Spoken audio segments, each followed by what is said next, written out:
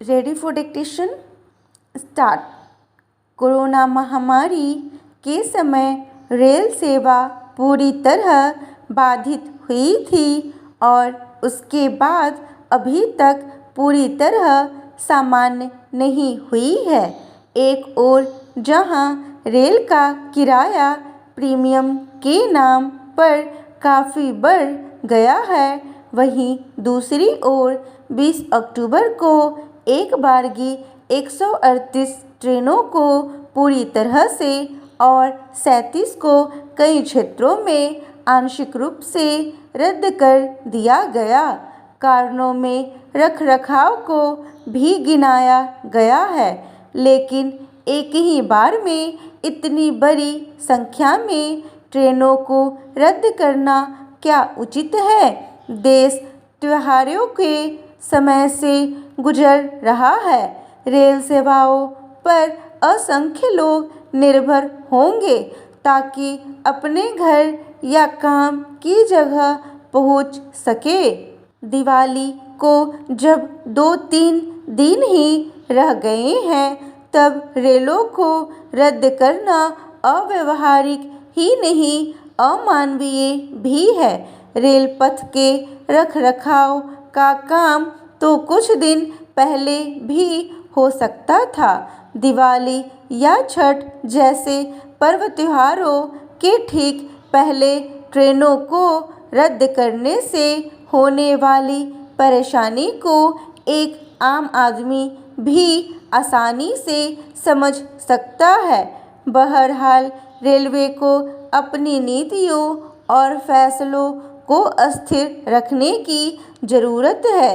किराए का जो अनुपात है उसमें बहुत अंतर है। किसी ट्रेन में किराया अगर 1000 रुपये है तो उतनी ही दूरी का किराया किसी अन्य ट्रेन में 2 से 3 गुना ज़्यादा भी हो सकता है। यहाँ तक कि एक ही ट्रेन में अगल बगल बर्थ वाले यात्रियों के बीच भी किराए में बड़ा अंतर हो सकता है। यह यात्रियों को सुविधा देने की व्यवस्था है या ज़्यादा से ज़्यादा कमाई का तरीका? आखिर क्या है डायनामिक फेयर सिस्टम, जिसकी शुरुआत सितंबर 2016 में रेलवे ने की थी? डायनामिक फेयर सिस्टम शताब्दी, राजधानी और दुरंतो जैसी 150 से ज़्यादा प्रीमियम गाड़ियों पर लागू होता है। इन गाड़ियों में समय के साथ किराया बदलता रहता है।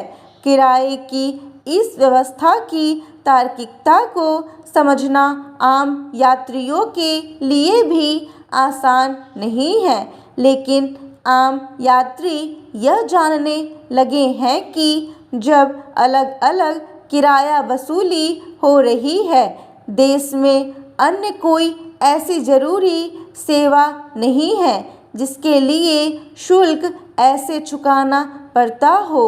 रेलवे की कमाई की शैली में जमाखोरी और काला बाजारी जैसे तत्व भी वैध स्वरूप में वर्षों से प्रचलन में है।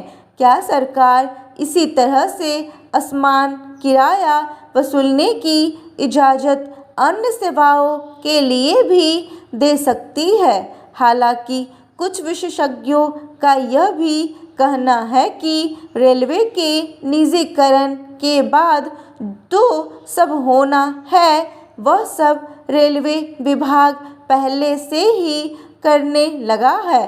ठीक इसी तरह से ट्रेन में मिलने वाली सुविधाएं भी असमान हैं और कई बार पूरा पैसा चुकाने के बाद भी बुनियादी सेवा मिलने की गारंटी नहीं होती। पुरानी बोगी और नई बोगी के बीच भी सुविधा सहूलियत में अंतर यात्रियों को चुभता है।